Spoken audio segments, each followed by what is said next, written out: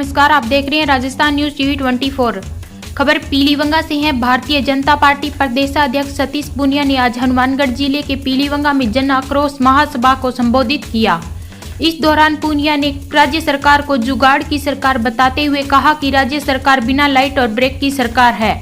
और विधायकों के इस्तीफे वापसी पर बोलते हुए पूनिया ने कहा कि कांग्रेस विधायकों ने थूक कर चाटने का काम किया है। इसके अलावा उन्होंने किसान कर्ज माफी, पेपर लीक, भ्रष्टाचार, दलित और महिला अत्याचार के मामले को उठाते हुए कहा कि राज्य की जनता कांग्रेस सरकार से त्रस्त हो चुकी है। इसके बाद पत्रकारों से बातचीत करते हुए पूनिया ने कहा कि जन आक्रोश यात्रा को राज्य में भारी समर्थन मिल रहा है और कांग्रेस की भारत जोड़ो यात्रा एक ढकोसला है और अब भारत जोड़ो यात्रा के समापन पर विपक्षी पार्टियां उनके साथ नहीं आ रही है क्योंकि भानुमति का कुनबा बिखर रहा है। इसके अलावा उन्होंने कहा कि अगले विधानसभा चुनाव में भारतीय जनता पार्टी राजस्थान में 180 से ज्यादा विधानसभा सीटों पर जीत दर्ज करेगी और जन आक्रोश यात्रा भी राजस्थान में भारतीय जनता पार्टी की जीत में अहम भूमिका निभाएगी। आइए देखते हैं ये रिपोर्ट।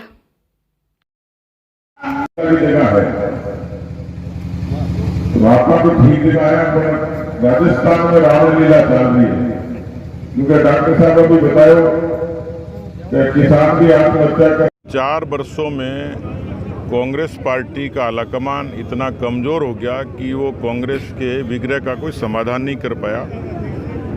उनका तो कुछ बिगड़ेगा नहीं बिगड़ेगा, लेकिन 4 सालों में राजस्थान की आवाम को तकलीफ हुई।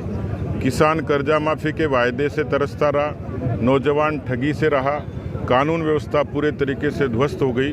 इसलिए किसी दल में या किसी सरकार में जब अस्थिरता होती है तो उसका नुकसान राजस्थान की आवाम को होता है, वहाँ की आवाम को होता है। मुझे लगता है कि जिस तरीके से कांग्रेस का विग्रह है वही कांग्रेस के पतन का कारण बनेगा।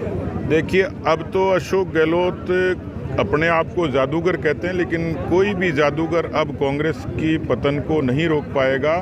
लोग उनके सियासी पाखंड को समझ गए हैं और इसलिए जो बजट में कुछ भी करेंगे लोक लुभावन होगा, लेकिन लोग अब उन कांग्रेस पार्टी के झूठे झांसों में कतई नहीं आने वाले। देखिए, भारत को तो पहले से जुड़ा हुआ है, तोड़ने का काम जिन्होंने किया वही भारत जोड़ने का स्लोगन लेकर निकले, लेकिन बेहतर होता कि वो कांग्रेस को पहले जोड़ लेते क्योंकि वो विग्रह आज भी बरकरार है।